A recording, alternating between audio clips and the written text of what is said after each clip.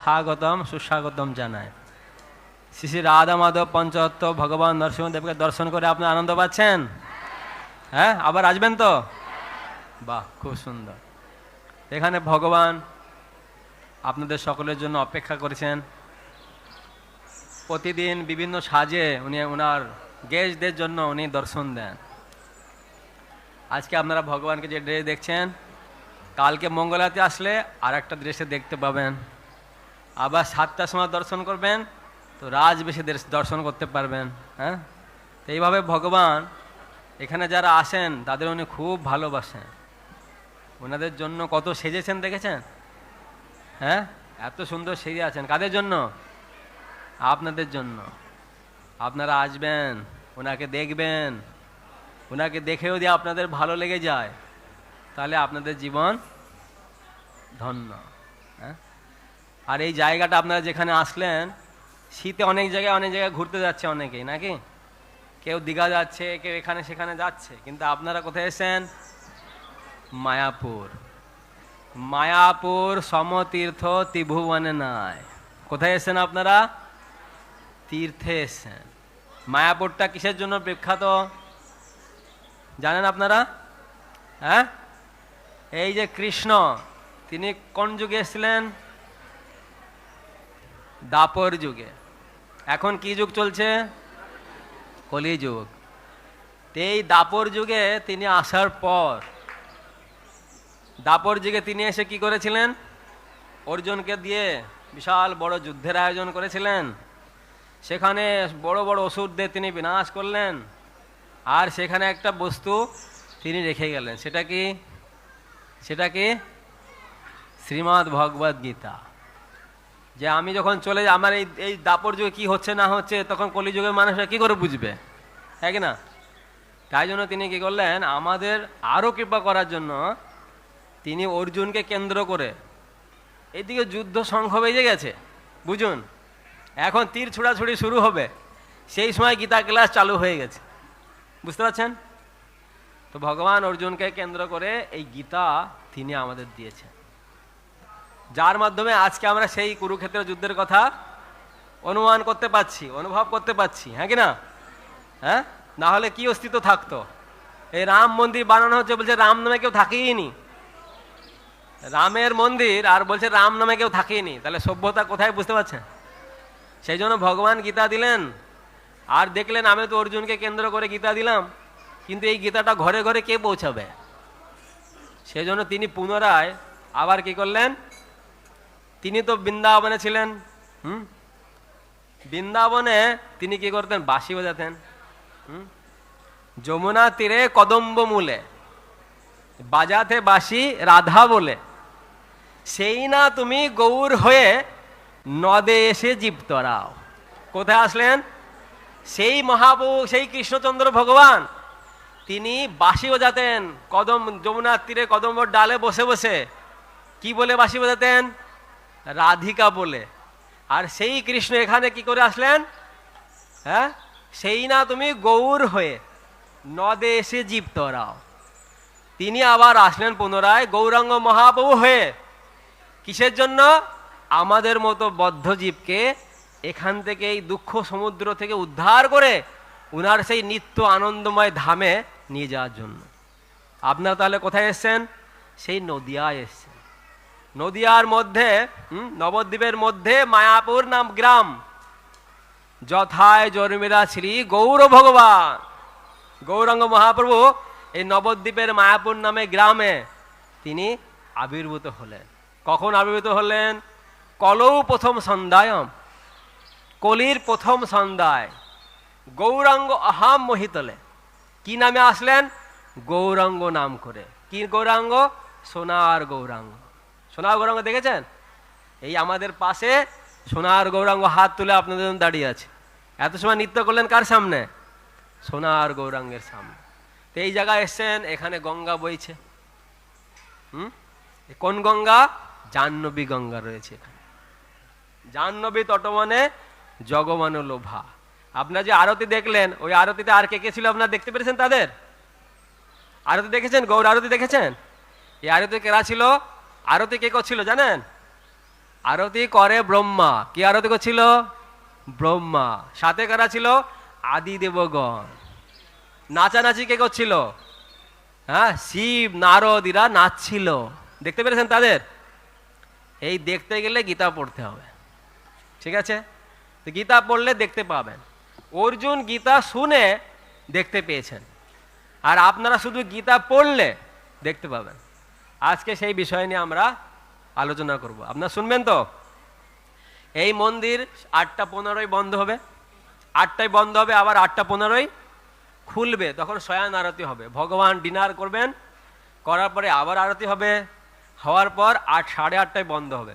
আর আপনারা কুপন করেছেন 8:30 থেকে আপনাদের প্রসাদ পরিবেশন করা হবে। তা আপনারা গীতা ক্লাস শুনে প্রসাদ পেতে পারবেন। কালকে 4:30টায় মঙ্গলাতে এসে যাবেন। যারা যারা মায়াপুরে থাকবেন দেখবেন ভগবানের দিব্য রূপ কিরকম সুন্দর লাগছে আরো। হ্যাঁ, তা আমরা জয় রাধা মাধব কীর্তন করে আজকে আমাদের আলোচনা শুরু করব। হরে কৃষ্ণ। সবাই আমার সাথে কীর্তন করার চেষ্টা করবেন। জয় রাধা মাধব কুঞ্জ বিহারী,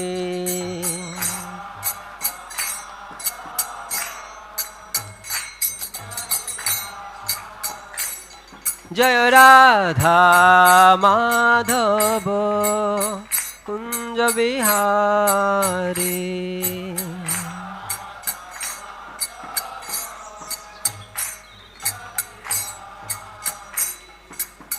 গোপীজন বল্লভ গিরিবরধারী,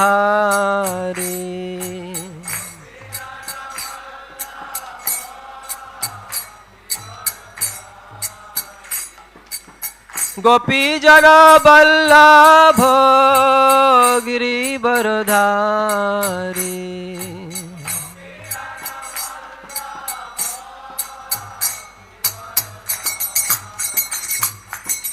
যশোদানন্দন ব্রজ জনরঞ্জন,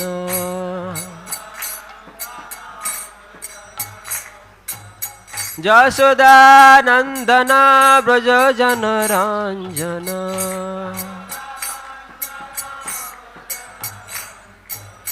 যশোদানন্দন ব্রজ জনরঞ্জন, যমুনা তীর বনচারী,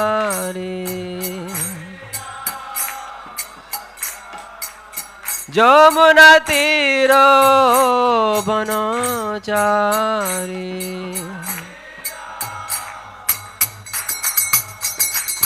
জয় রাধা মাধব কুঞ্জ বিহারী।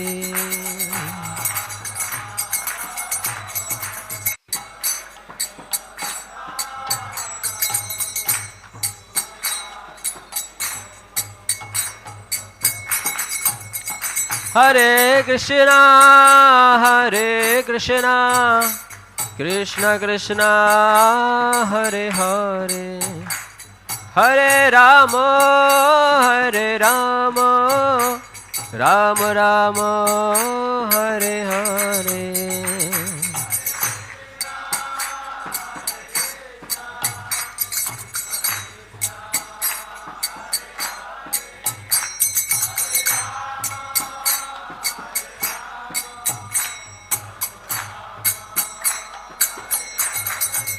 হরে কৃষ্ণ কৃষ্ণ কৃষ্ণ হরে হরে, হরে রাম রাম রাম হরে হরে।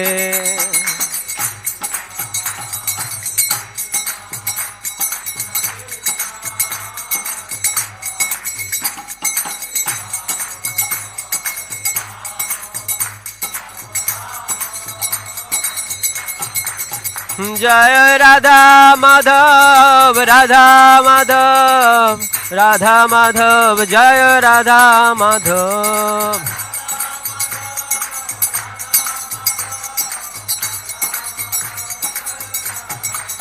जय राधा माधव अष्ट सखे वृंद राधे।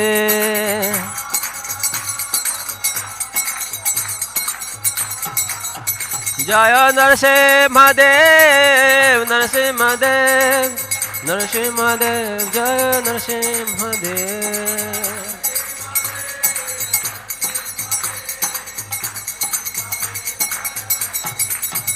जय पंचतत्व पंचतत्व पंचतत्व जय पंचतत्व।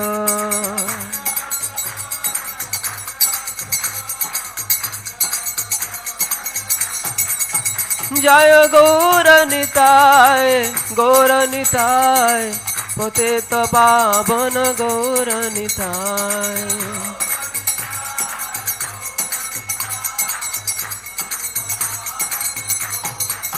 जय जय प्रभुपाद प्रभुपाद प्रभुपाद जय प्रभुपाद।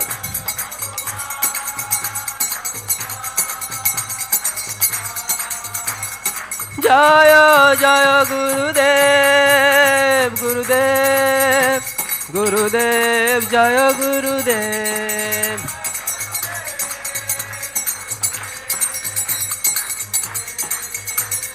निताय गौर हरि बोल हरि बोल हरि बोल गौर हरि बोल।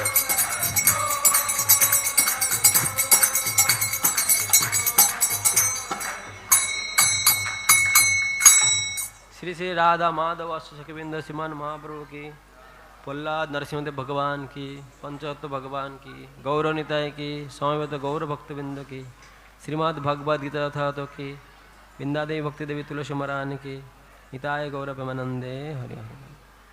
ओं अज्ञानतिमिरन्धस्य ज्ञानञ्जन शलाकया चक्षुरुन्मीलितं येन तस्मै श्रीगुरवे नमः। श्रीचैतन्य मनोभीष्टं स्थापितं जन भूतले स्वयं रूप कदा मह्यं ददाति सावधान्ति।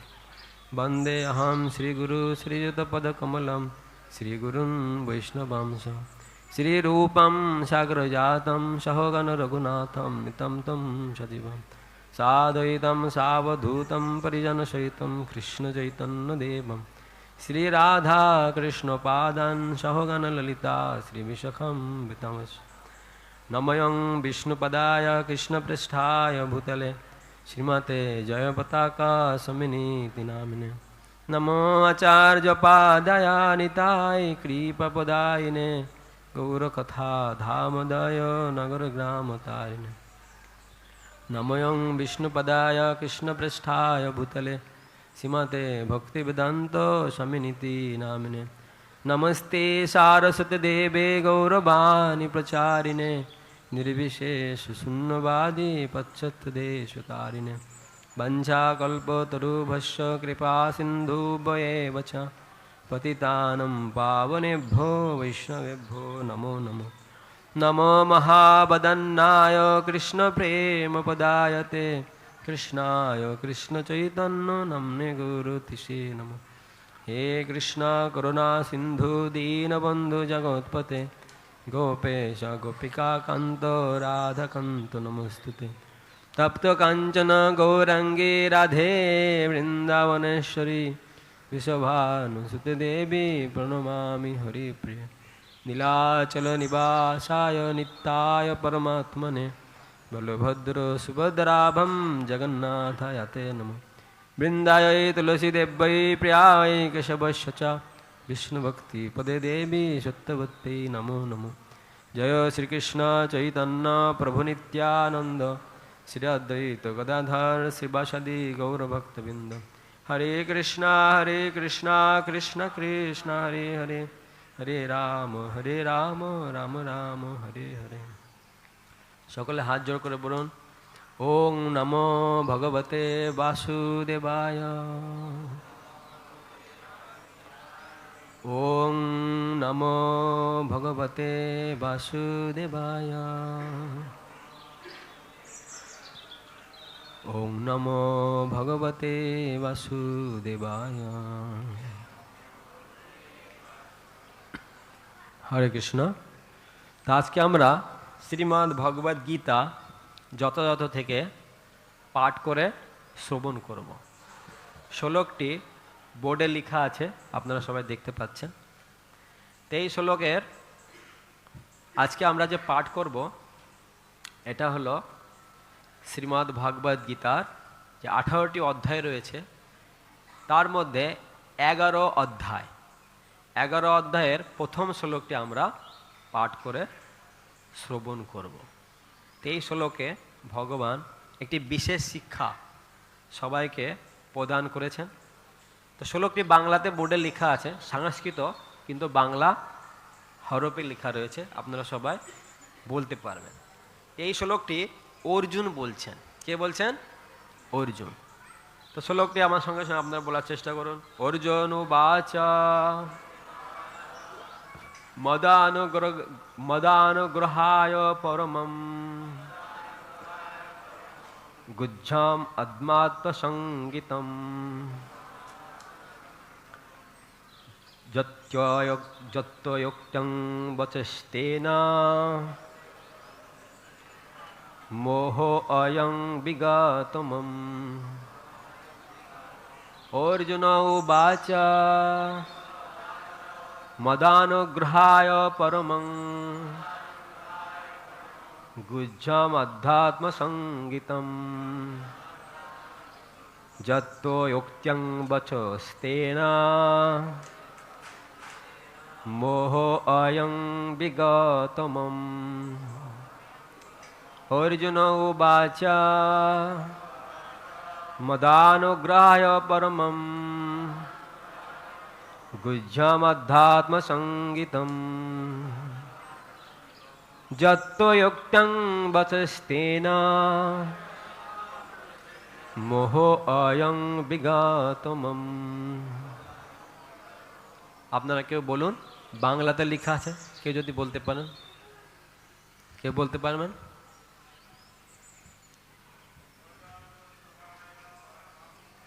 মদানুগ্রহায় পরমম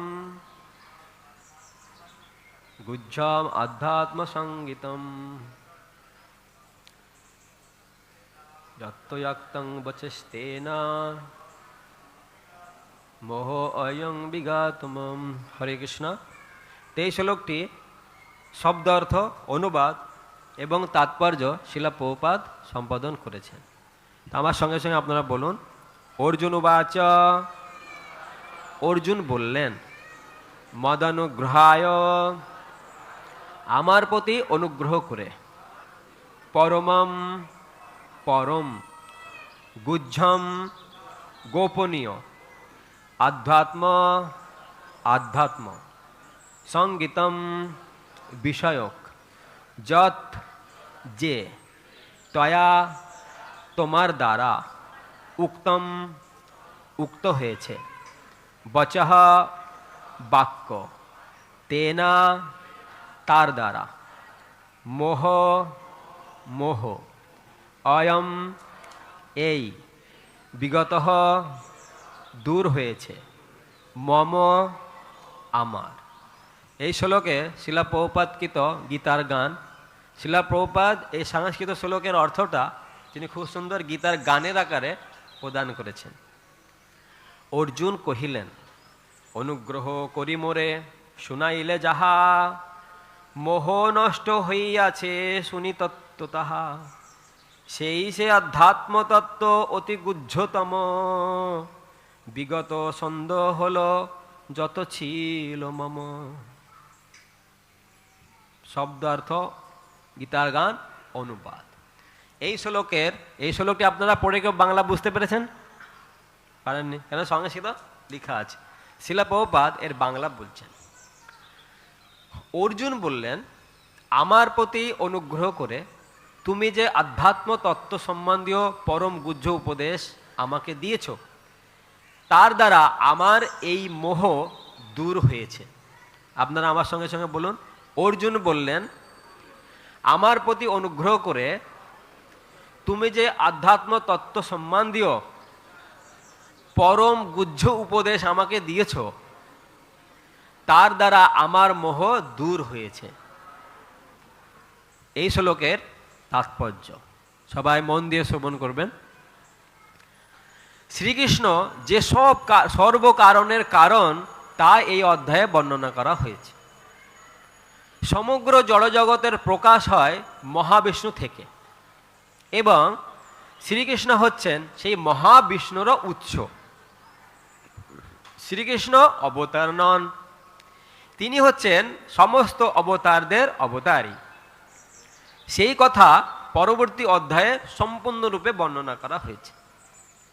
এখানে বলা হয়েছে, এখানে বলেছেন তার মোহ নিরসন হয়েছে, অর্থাৎ অর্জুন শ্রীকৃষ্ণকে একজন সাধারণ মানুষ বলে মনে করছেন না, তার বন্ধু বলেও মনে করছেন না, কিন্তু তাকে সমস্ত কিছুর পরম উৎসরূপে দর্শন করছেন। তো অর্জুনের, কৃষ্ণের সাথে অর্জুনের কি সম্পর্ক ছিল? তাদের আত্মীয়, পিসিত ভাই, আর অর্জুনের বন্ধু ছিল। কিন্তু এই গীতা শ্রবণ করার পর অর্জুন কিন্তু এখন কৃষ্ণকে বন্ধু বা তার আত্মীয় রূপে একজন সাধারণ মানুষ বলে তিনি আর জ্ঞান করছেন না। কি রূপে জ্ঞান করছেন? তিনি একজন ভগবানের অবতার রূপেও জ্ঞান করছেন না। তাহলে তিনি কি জ্ঞান করছেন? তিনি হচ্ছেন সমস্ত অবতারদের অবতারী, স্বয়ং ভগবান, সেই রূপে তিনি জ্ঞান করছেন। তাই ভগবানকে জানতে গেলে আমাদের কি করতে হবে? গীতা শ্রবণ করতে হবে। ঠাকুর দাদা ঠাকুরমার কাছে যদি শোনা হয় তাহলে ভগবানকে সেটা জানা যাবে না। বাবাকে হয়তো সেটা সে বলতে পারে, কিন্তু সুপ্রিম গড ঈশ্বর ভগবানকে সেটা হয়তো সে নাও জানতে পারে, নাও বলতে পারে।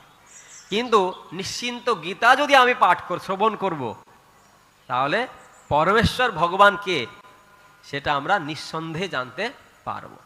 হ্যাঁ, আচ্ছা, তাহলে অর্জুন তিনি জানতে পেরেছেন।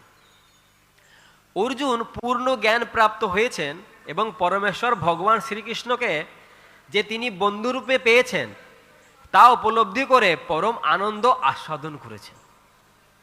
অর্জুনের সাথে আগের যে কৃষ্ণ বন্ধুত্ব ছিল, কিন্তু এখন ধরুন আপনি কারোর সাথে ফ্রেন্ডশিপ পাতিয়েছেন, সে আপনার সাথে আসছে, ঘুরছে, হ্যাঁ, আপনার সাথে আড্ডা দিচ্ছে, কিন্তু দুদিন পরে আপনি জানতে পারলেন সে যে আপনার যে বন্ধু, সে হচ্ছে আপনার দেশের প্রধানমন্ত্রী, যে আপনার ফ্রেন্ড হয়েছে সে হচ্ছে আপনার প্রধানমন্ত্রী। তাহলে কেমন লাগবে? বা ধরুন যে আপনার বন্ধু হয়েছে সে ধরুন ভালো বড় একজন ক্রিকেট খেলোয়াড়, যেটা আপনি খুব ফেভার করেন, ভালোবাসেন, হ্যাঁ, এইবার বলুন আপনার কেমন লাগবে? সাধারণ সে ফ্রেন্ড ছিল, ফ্রেন্ড একটা বন্ধু ভালো লাগতেই পারে, কিন্তু যখন আপনি জানতে পারলেন আর মাই গড ইনি প্রধানমন্ত্রী আমার বন্ধু, তাহলে কেমন লাগবে? হ্যাঁ, ভালো লাগবে কি না? ঠিক সেরকম অর্জুনের সাথে একটা আলাদা রিলেশনশিপ ছিল, ফ্যামিলিগত, আর বন্ধু সুলভ, ফ্রি মাইন্ডেড ছিলেন, বন্ধু সুলভ, একই প্রায় সমবয়স্ক। অর্জুনের থেকে কৃষ্ণ কয়েকদিনের বড়, তাহলে সেইভাবে আরো বেশি না বন্ধুটা জমাট। কিন্তু এখন অর্জুন কি জানলেন যে আমার বন্ধু, যার সাথে গলায় হাত দিয়ে চলাফেরা করেছি, হাসি ঠাট্টা করেছি বা ঝগড়াঝাটিও করেছি, ধাক্কাধাক্কি করেছি, হ্যাঁ, সে এখন কে? সে supreme personality of Godhead, পরমেশ্বর ভগবান, তিনি আমার বন্ধুরূপে আমি তাকে পেয়েছি। এইটা উপলব্ধি করে অর্জুনের ভীষণ আনন্দ লাগছে। এরকম যদি কৃষ্ণ আপনাদের সঙ্গে আসেন, যদি কৃষ্ণ ধরুন আপনার সাথে বন্ধু হিসাবে কোনো ডাইরেকশন দিয়েছেন, সে যদি সাক্ষাৎ আপনার সামনে সে দাঁড়ায়, কেমন লাগবে? ভালো লাগবে? তাহলে অর্জুনের কেমন লাগছে বুঝুন। হ্যাঁ, অর্জুনের খুবই ভালো লাগছে, আনন্দ লাগছে। কিন্তু সেই সঙ্গে সঙ্গে তিনি এটিও ভাবছেন যে তিনি তো শ্রীকৃষ্ণকে পরমেশ্বর ভগবান সর্বকারণের কারণ রূপে জানতে পারলেন, কিন্তু অন্যেরা তো তাকে সেভাবে গ্রহণ নাও করতে পারে। আমরা কেউ ভালোবেসে আমার বন্ধুকে বলতে পারি, আরে তুই তো রাজা মহারাজা, তুই তো সুপারস্টার, এরকম বলতেই পারি, কিন্তু আর একজন কি সেটাকে স্বীকার করবে? কি মনে হয় করবে? করবে না। তাহলে আমার বন্ধু যে সুপারস্টার, বন্ধু যে সমস্ত সবকিছুর পুরা মালিক, এইটা যদি প্রমাণ করতে চায় তাহলে কি করতে হবে? জনসম্মুখে ভিডিও বানাতে হবে, তার কার্যকলাপগুলো দেখি। যদি আমি একটা ইউটিউবে ভিডিও ছাড়ি, ফেসবুকে ভিডিও ছাড়ি, তাহলে কমসে কম কিছু লোক বুঝতে পেরে যাবে, হ্যাঁ কি না? অর্জুন একটা ঠিক এরকম প্ল্যান করেছেন। কি প্ল্যান করেছেন? যে যদি ভবিষ্যতে কলিযুগের মানুষ মায়াপুরে এসে রাধা মাধবের সামনে বসে যদি এরকম শুনে যে কৃষ্ণ ভগবান ছিল, বিশ্বাস করবে? বিশ্বাস নাও করতে পারে। সেই জন্য ভগবান কাকে বলা হয়, ভগবান কেমন, ভগবানের কি গুণ রয়েছে, এই বিষয়টা যদি ভগবান কৃষ্ণই তুলে ধরেন, তাহলে সবাই ভগবানকে, অর্জুনের বন্ধুকে ভগবান মানতে বাধ্য হয়ে থাকবে, হ্যাঁ কি না? এই কথা বিবেচনা করে অর্জুন কি করলেন, সেই সঙ্গে সঙ্গে সর্বকারণের কারণকে জানতে পারলেন, কিন্তু অন্যরা তো তাকে সেভাবে গ্রহণ নাও করতে পারে। তাই শ্রীকৃষ্ণকে পরম তত্ত্ব প্রতিপন্ন করার জন্য, পরমেশ্বরত্ব প্রতিপন্ন করার জন্য সকলকেই শ্রীকৃষ্ণের ভগবদ্গীতা সম্বন্ধে জানাবার জন্য এই অধ্যায়ে তিনি শ্রীকৃষ্ণকে অনুরোধ করছেন যাতে তিনি তার বিশ্বরূপ প্রদর্শন করান। বুঝতে পারলেন? এই অধ্যায়টার নাম কি? বিশ্বরূপ দর্শন। তো অর্জুন এই বিশ্বরূপ ভগবানকে দর্শন করতে কেন বললেন?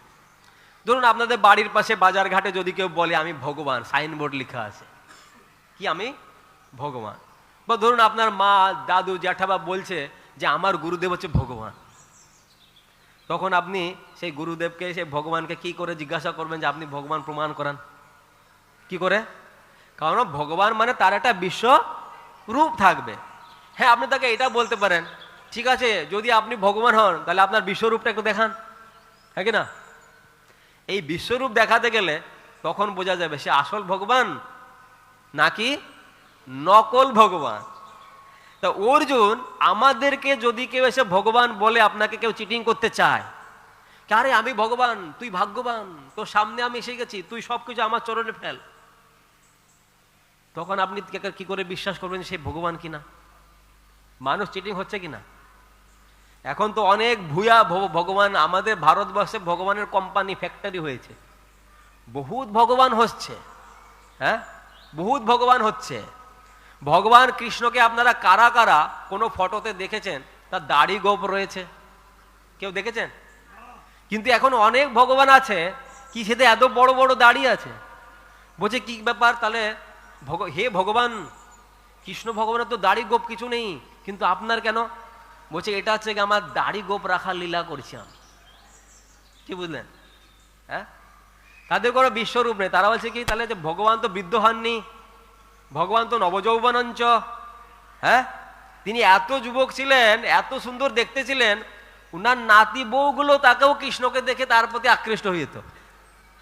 তাহলে দেখুন কৃষ্ণ কত সুন্দর দেখতে ছিলেন, একদম নবযৌবন। কিন্তু যদি বলা হয় হে ভগবান আপনার কেন দাড়ি চুল পেকে গেছে, তাহলে এটা হচ্ছে আমি বৃদ্ধলীলা করছি। কি বুঝলেন? সেই ভগবানকে আপনাকে কি বলতে হবে? কি বিশ্বরূপটা দেখান। কি বলতে হবে? বিশ্বরূপটা দেখান। অর্জুন এই বুদ্ধি করে কৃষ্ণকে অনুরোধ করেছিলেন যে প্রভু আমি তো আপনার ভগবদ্গীতা বুঝতে পারলাম, কিন্তু পরবর্তী যারা মায়াপুরে আসবে ওরা যদি না বুঝতে পারে, ওরা যদি প্রমাণ চায়, তখন কি করে হবে যে এই যে কৃষ্ণকে আমরা মন্দিরে পূজা করছি তিনি ভগবান কিনা? সেই জন্য অর্জুন কি করলেন? বিশ্বরূপ দেখতে চাইলেন। এখানে অর্জুনকে ভগবান বিশ্বরূপ এই অধ্যায়ে দেখিয়েছেন।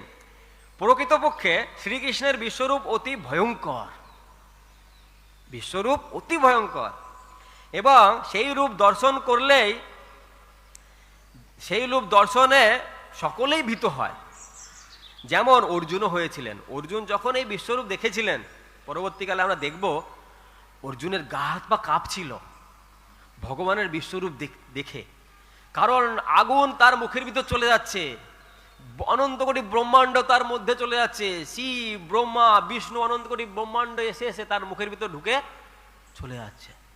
এটা ভয় লাগবে কিনা? তার মুখের ভিতর আগুন ঢুকে যাচ্ছে, হাওয়া ঢুকে যাচ্ছে, সব কিছু তার মুখের ভিতর ঢুকে যাচ্ছে, অনন্ত কোটি ব্রহ্মাণ্ড সৃষ্টি হচ্ছে আর সেগুলো ভগবানের মুখের ভিতর ঢুকে যাচ্ছে। এটা দেখলে ভয় খাবেন কিনা? হ্যাঁ, লাস্টে অর্জুন দেখতে পারলেন যে ভগবানের মুখের ভিতরে ওই রকম আর একটা কুরুক্ষেত্র যুদ্ধ দেখতে পারলেন, রণাঙ্গন। সেখানে আর এক সেট অর্জুন আর কৃষ্ণ ওইখানে রথের পরে দাঁড়িয়ে আছে, এটা অর্জুন দেখতে পারলেন। সেটা দেখে অর্জুন ভয়ভীত হয়ে গেছিলেন। তারপরে বলে, প্রভু প্লিজ ক্লোজ আপ, এটাকে আপনি তাড়াতাড়ি বন্ধ করুন, না হলে আমি প্রচন্ড ভয় পাচ্ছি, একটু পরে বেহুশ হয়ে যাব, পরে আপনাকে ডাক্তারখানা নিয়ে যেতে হতে পারে। তারপরে ভগবান আবার পুনরায় ওনার দ্বিভুজ শ্যামসুন্দর রূপে ফিরে এসেছিলেন। তো এই রূপটা অত্যন্ত ভয়ঙ্কর, কিন্তু শ্রীকৃষ্ণ এতই দয়াময় যে সেই ভয়ঙ্কর বিশ্বরূপ দর্শন করার পর তিনি আবার তার আদি রূপ দ্বিভুজ শ্যামসুন্দর রূপে নিজেকে প্রকাশ করলেন। শ্রীকৃষ্ণ অর্জুনকে যে তত্ত্ব দান করলেন, অর্জুন তা শাশ্বত সত্য রূপে গ্রহণ করলেন।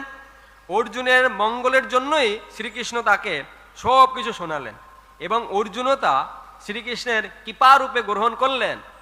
তার মনে আর কোনো সন্দেহ হইল না, শ্রীকৃষ্ণই হচ্ছেন সর্বকারণের পরম কারণ, এবং পরমাত্মা রূপে তিনি সকলের হৃদয়ে বিরাজমান। কোথায় বিরাজমান? কাদের কাদের হৃদয় আছে আপনাদের? হাত তুলুন। হৃদয় আছে? সেই হৃদয়ে কে আছে? কে আছে? কৃষ্ণ। কখনো ওনাকে মনে হয়? হ্যাঁ, যদি হার্টে কোনো কিছু টিউমারটার হয় তাহলে তো সারাদিন মনে থাকে কি, কিন্তু কৃষ্ণ যে হৃদয়ে বসে আছেন কখনো মনে হয়? বিশ্বাস হয় যে তিনি আমার হৃদয়ে আছেন? বিশ্বাস হয়? দেখুন গীতাতে বলা হচ্ছে। তো এইখানে বিষয়বস্তুটা এইভাবে বলা হয়েছে। হ্যাঁ, এই জন্য আমাদের কি করতে হবে? গীতা পড়তে হবে। আমাদের বর্তমান সনাতন ধর্মের হালত বহুত খারাপ। বুড়ো থেকে শুরু করে ছোট ছোট বাচ্চারা অব্দি কেউ গীতা তো পড়েই না।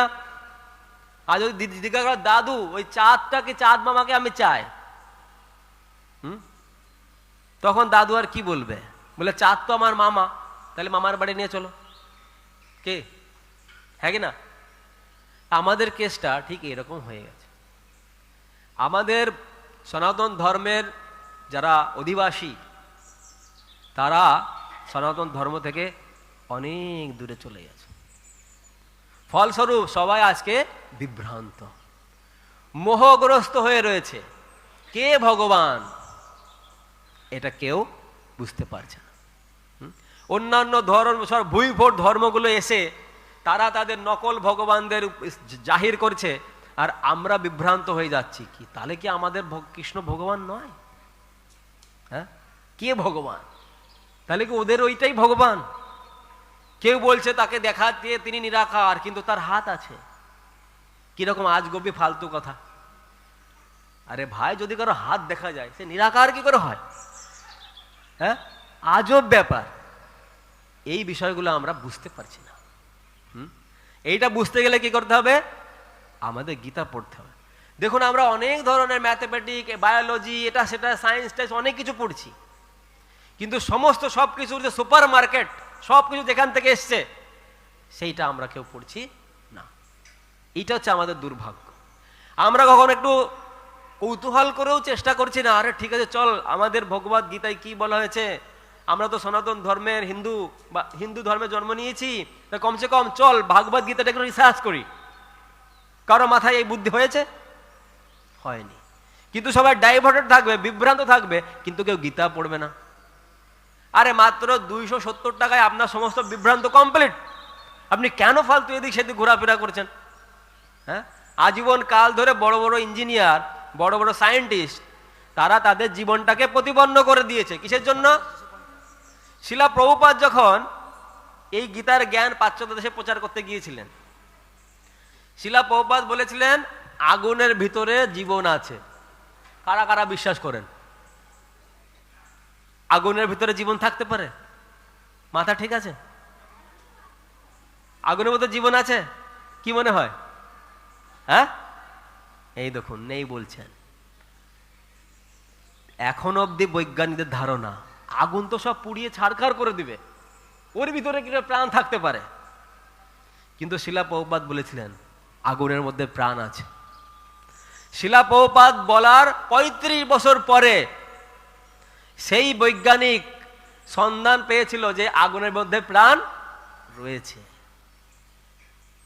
তো প্রভুপাদ বললে, আরে ইয়ার, তুমি 35 ইয়ার্স তুমি স্রেফ তুমি নষ্ট করে দিয়েছো শুধু 270 টাকার জন্য।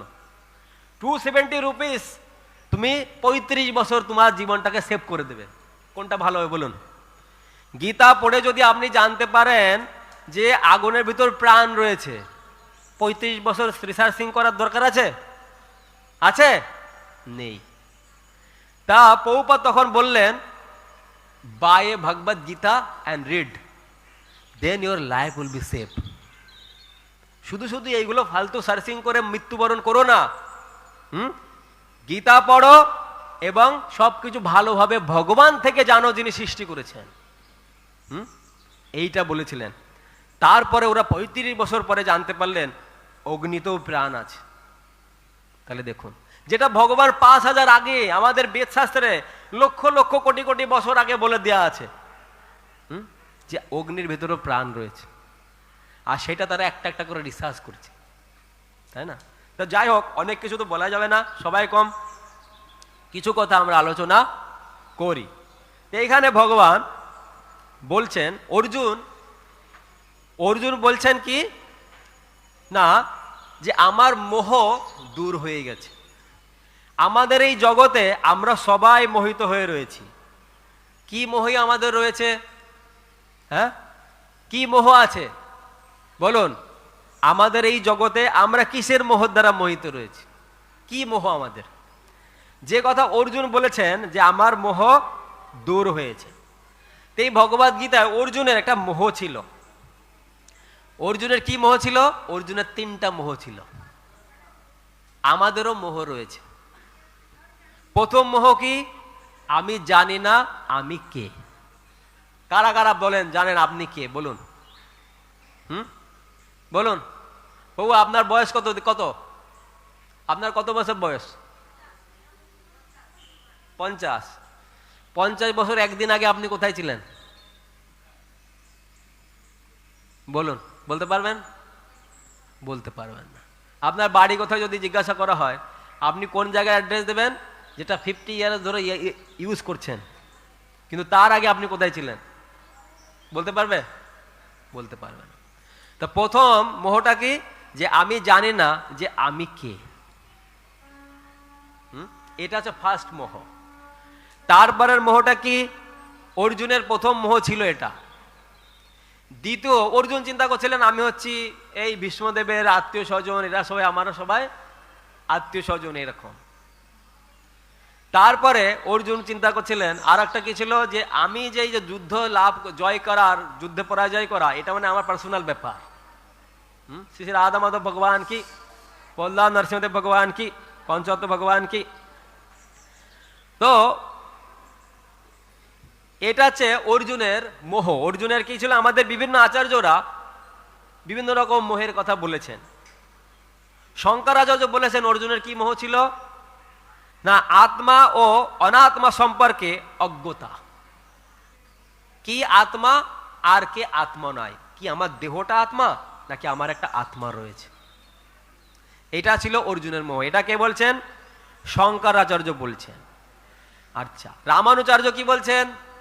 ভগবানের সর্বব্যাপী নিয়ন্ত্রণ ও মহিমা না বোঝা। অর্জুনের বন্ধু হয়ে কৃষ্ণ আগে থেকেই ছিলেন, কিন্তু অর্জুনকে ভগবান রূপে, কৃষ্ণকে অর্জুন ভগবান রূপে বুঝতে পারেননি, সেটা ছিল একটা তার মোহ। মাধবাচার্য বলছেন অর্জুনের কি মোহ ছিল? নিজেকে কর্তা ভাবা এবং কৃষ্ণের পরম কর্তৃত্ব না জানা। আমরা কি চিন্তা করছি? আমি সবকিছু করছি, আমি সবকিছুর মালিক, কিন্তু প্রকৃতপক্ষে আমি কি করছি? কিছুই করছি? কিছুই করছি না। হ্যাঁ, আমাদের একটা কথায় রয়েছে, কি কথা? কি ভগবানের ইচ্ছা ছাড়া গাছের একটা কি পাতাও নড়ে না। যদি তার ইচ্ছা ছাড়া পাতায় নড়ে না, তাহলে আপনি যে ডাল নাড়াচ্ছেন এটা কি হচ্ছে? হ্যাঁ, বিষয়টা হচ্ছে ঠিক এরকম। তো অর্জুনের একটা ছিল।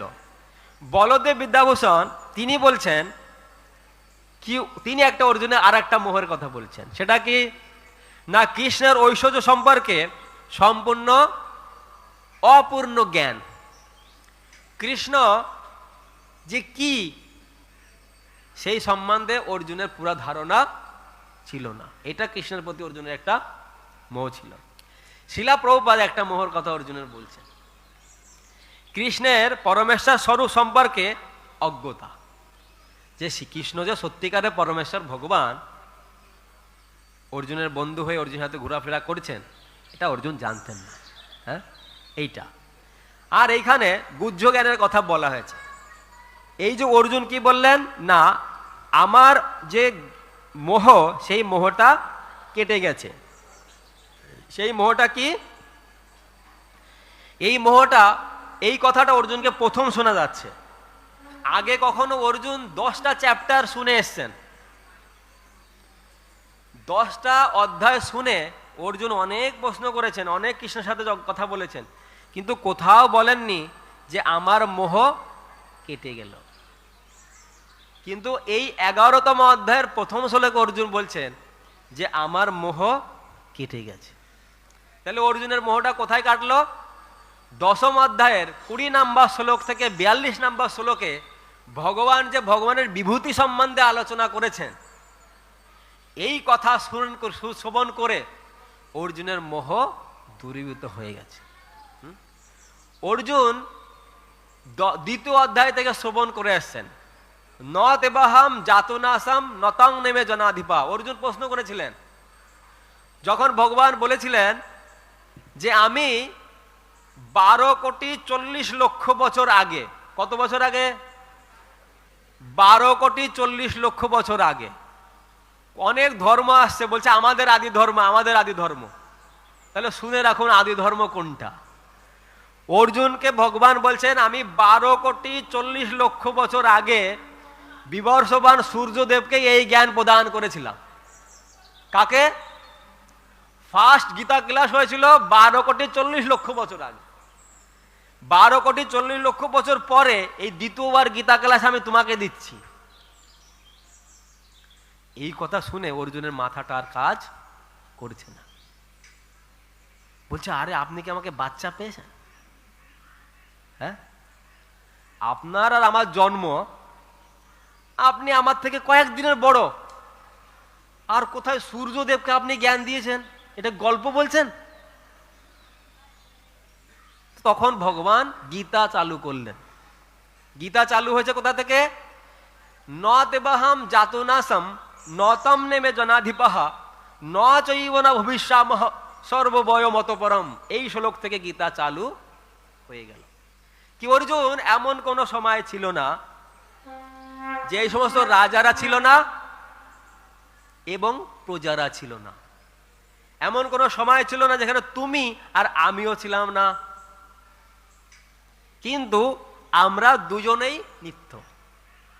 কিন্তু তুমি মায়ার দ্বারা সবকিছু ভুলে যাও, কিন্তু আমি কিছু ভুলে যাই না। এইটা হচ্ছে গীতা। জীবাত্মা আর পরমাত্মা দুজনই হলো নিত্য। এটা হচ্ছে গীতার উদ্দেশ্য। গীতার উদ্দেশ্য। তা অর্জুন তখন থেকে আরো প্রশ্ন করে করে আসছেন, কি 12,40,00,000 বছর আগে সূর্যদেবকে জ্ঞান দিয়েছেন, এইটা করেছেন, সেইটা করেছেন, এইসব কিছু বলছেন। তারপরে শুনতে শুনতে শুনতে লাগাতার 10ম অধ্যায় অবধি শ্রবণ করার পর অর্জুন এখন ডিক্লেয়ার করছেন মদানুগ্রহায় পরবম। আপনার অনুগ্রহের দ্বারা আপনি আমাকে পরম অনুগ্রহ করলেন। কি না, আপনি আমাকে কৃপা করেছেন, তাই আমি আপনাকে বুঝতে পারলাম।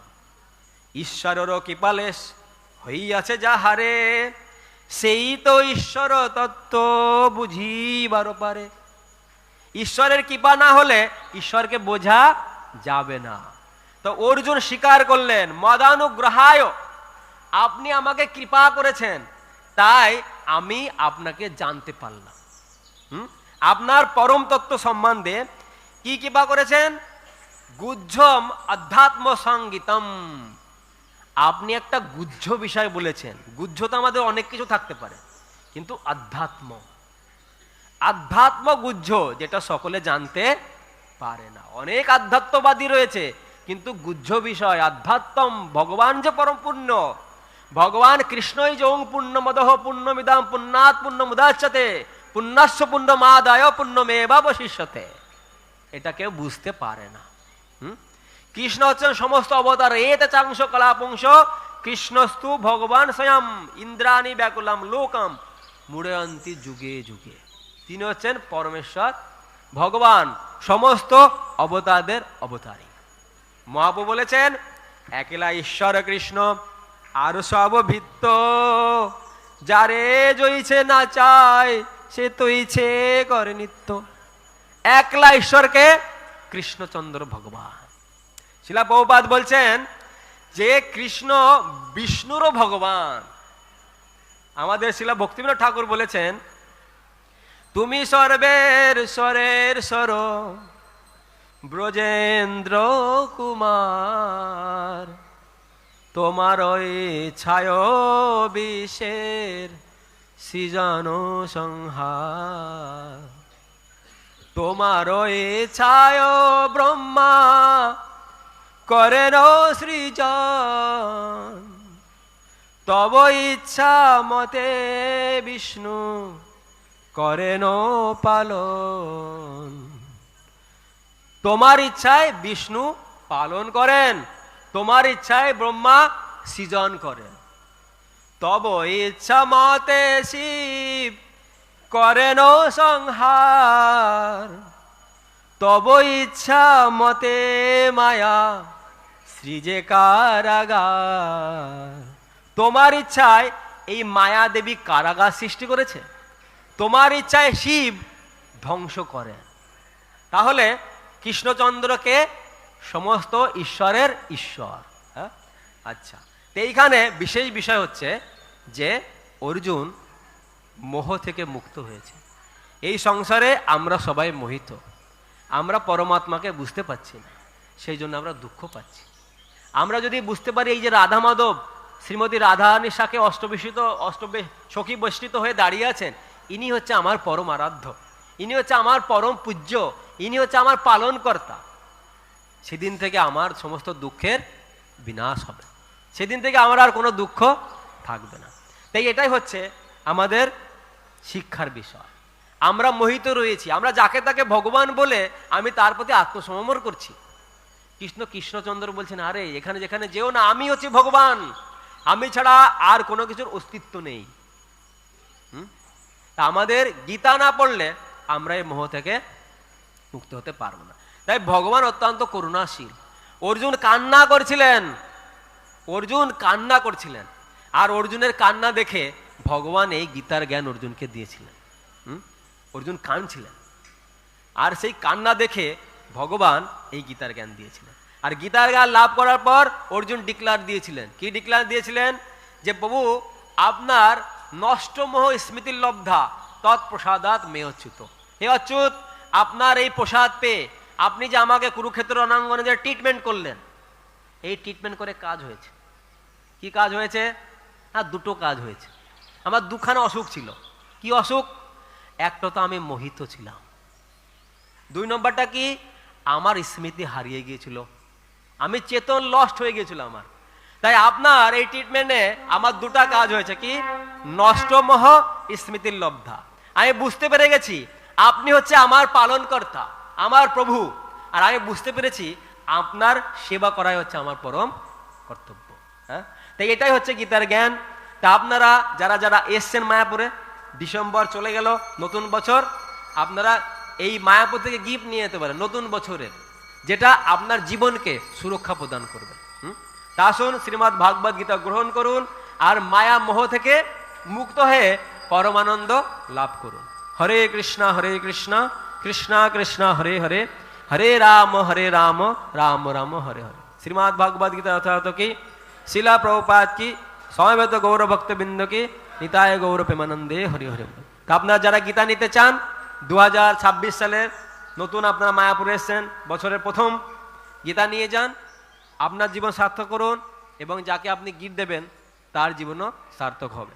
এখন গীতার সঙ্গে ক্যালেন্ডার আছে, শ্রী শ্রী রাধা মাধবের নতুন ক্যালেন্ডার পাবেন 2026 সালে। একই সঙ্গে এখন ডিসকাউন্ট দেওয়া হচ্ছে মাত্র 250 টাকায়। আপনি শ্রীমদ্ ভগবদ গীতা এবং সুন্দর রাধা মধুর বড় ক্যালেন্ডার লাভ করতে পারবেন। যারা যারা নিতে চান তারা এখান থেকে নিতে পারেন। হরে কৃষ্ণ, সকলকে অসংখ্য ধন্যবাদ।